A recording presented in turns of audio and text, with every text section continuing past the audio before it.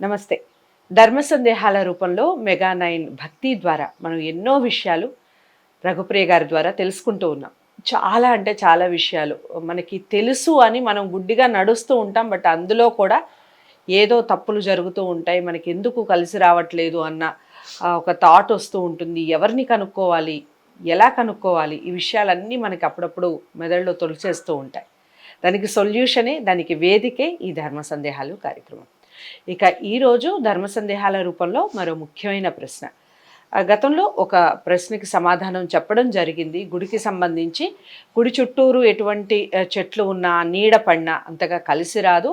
దానికి సంబంధించిన పరిహారం ఒకవేళ ఉంది అంటే అది ఖచ్చితంగా చూపించుకోండి, ఎవరికి వారు చేసుకోవాల్సిందే, ఓవరాల్గా చెప్పే విషయం అయితే ఏం లేదు అని చాలా చక్కగా వివరించారు.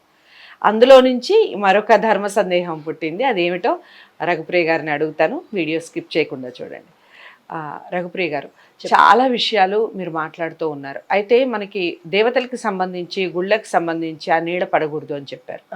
మరి ఆ నీడ మనకి 3,000,000 దేవతలు అంటారు. ఎన్నో దేవాలయాలు ఉంటాయి, ఎంతో మంది దేవతలు ఉంటారు.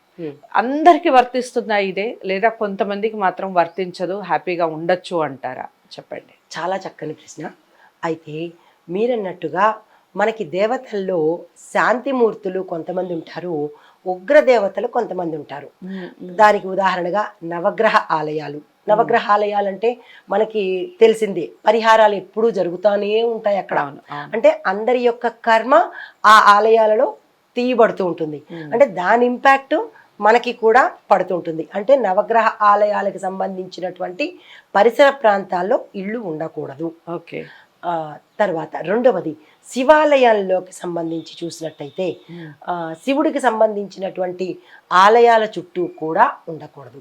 శివుడు ఒక పరంగా చెప్పాలంటే రుద్రావతారం కదా, కాలుడు కదా. ఆయన ఏ గణాలకి ఆయన అధిపతి ఉంటారు? రుద్రగణాలకి అధిపతి ఉంటారు. రుద్రగణాలు అంటే ఆయన తట్టుకోగలడు కానీ సామాన్యమైన మానవులు తట్టుకోలేరు కదా. కాబట్టి శివాలయానికి పరిసర ప్రాంతాల్లో కూడా మనము నివాసం చెయ్యకూడదు.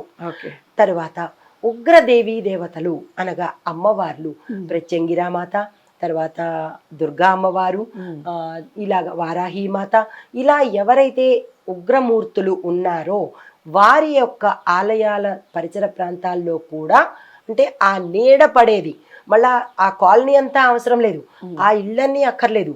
ఇక్కడ ప్రతి ఒక్కళ్ళు ఇది ఒకటి గమనించుకొని ఆ ఆలయం నీడ మన ఇంటి మీద పడుతోందా లేదా అనేది గమనించుకోండి. సూర్యుడు వచ్చిన సమయంలో అలా చెక్ చేసుకుని పడుతోంది అని అనుకున్నప్పుడు ఆ ఇళ్ళ గల వాళ్ళు మాత్రమే ఖాళీ చేస్తే సరిపోతుంది, లేదా ప్రత్యామ్నాయం చూసుకుంటే సరిపోతుంది. అంతేగాని ఆ కాలనీ మొత్తం ఒమిట్ చేయవలసిన పని లేదు.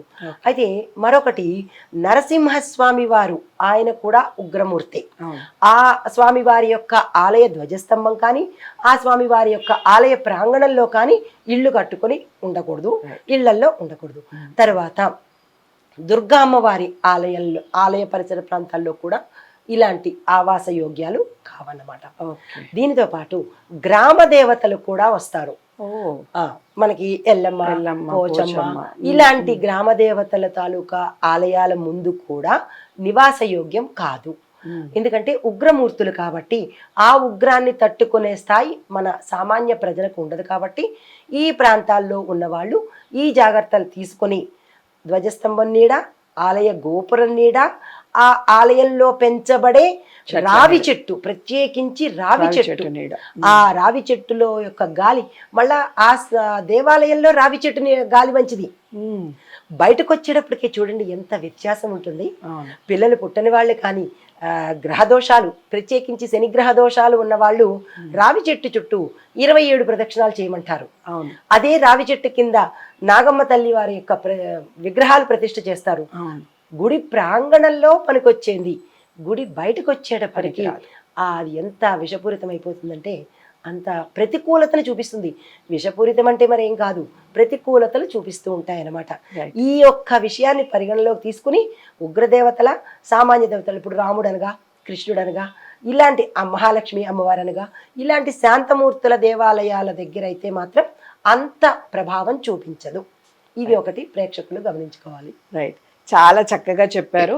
మీరు కూడా ఏ దేవాలయం పక్కన మీ ఇల్లు ఉంది, ఈ విషయాలు కామెంట్ బాక్స్లో తెలియజేస్తూ దానికి సంబంధించిన పరిహారం ఉందా అనేది ఖచ్చితంగా మీ జాతకాన్ని మీ దాన్ని చూపించుకొని పరిహారం నిజంగా ఉంటే హ్యాపీగా చేయించుకొని నివసించవచ్చు. అసలు ఎటువంటి పరిహారం లేదు అంటే ఖాళీ చేయడమే బెటర్. గతంలో కూడా వీడియోలో అదే చెప్పడం జరిగింది. వీడియోని అందరికీ షేర్ చేయండి, లైక్ చేసి ఛానల్ని సబ్స్క్రైబ్ చేసుకోండి. మరో మంచి వీడియోతో మళ్ళీ మీ ముందుకు వస్తాను. నమస్తే.